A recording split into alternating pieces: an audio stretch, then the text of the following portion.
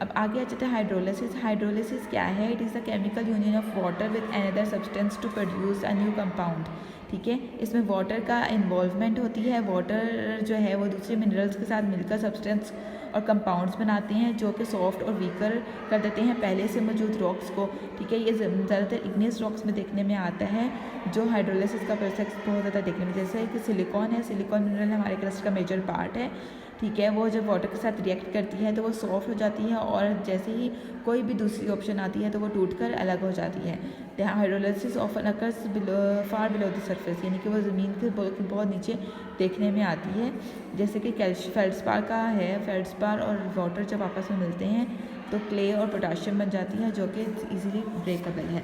फिर हाइड्रेशन का प्रोसेस है, इसमें भी वाटर बहुत ज़्यादा इंपॉर्टेंट है, स्पेशली रेन वाटर जो पोर्स के अंदर रॉक्स के जाता है और वहाँ पर जाकर मिनरल्स को अपने साथ जो है वो स्वेल कर देता है, स्वेलिंग हो जाती है। स्वेल होने की वजह से वो कभी सिकुड़ती और कभी फैलती है और उसकी वजह से वहाँ पे रॉक्स जो है वो डिकम्पोज हो जाती हैं। Hydration is very important process of decomposition. Water is conjunction with minerals present within the rocks and rise and terrific pressure.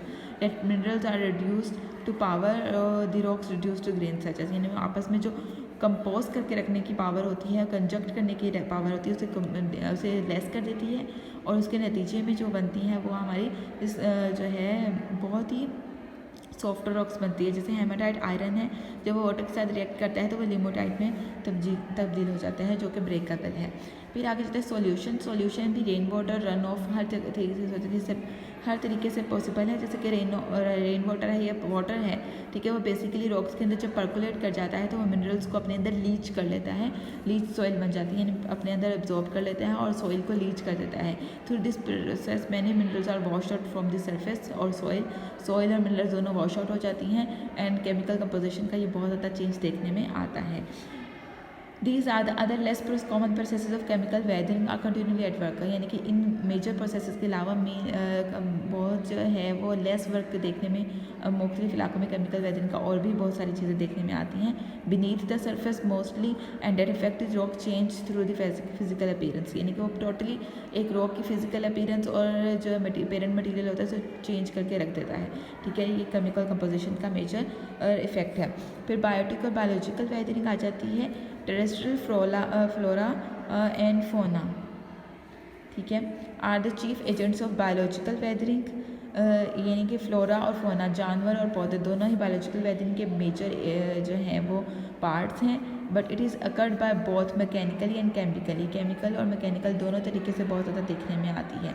It is through the break down of rocks and accumulation of a layer of the mineral that plants can grow, यानी कि क्या होता है, एक जब पौधा एक मिट्टी में लगता है तो वो रूट्स जो हैं वो अंदर ही अंदर मिट्टी के बहुत ज़्यादा फैलती चली जाती हैं और जहाँ जहाँ रूट्स जाती हैं वहाँ से सॉइल और रॉक्स जो होती हैं वो अपनी की जो है वो मतलब जिसे कहते हैं ना कि कमज़ोर होते चली जाती है, वीक होते चली जाती हैं और वहाँ से रॉक्स टूट जाती हैं। या समटाइम्स ऐसा भी होता है कि plants whose roots and other parts turn contribute to weathering processes, the plant roots follow paths of least resistance and adapt to the very small irregularity in the rocks. ठीक है, ये तो वो बात होगी जो मैंने आपको अभी बताई है।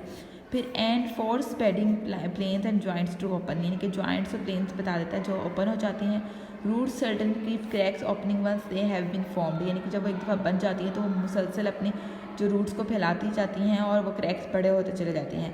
मोर important how over areas of roots tend to collect decaying organic material, वहाँ पर एक रूट मटेरियल वहाँ पर भी बहुत ज़्यादा आपको बायोलॉजिकल वेदरिंग देखने में आएगी जहाँ पर ऑर्गेनिक मटेरियल बहुत ज़्यादा होगा और वो इस प्रोसेस में बहुत ज़्यादा जो है एक्टिवेट होता है।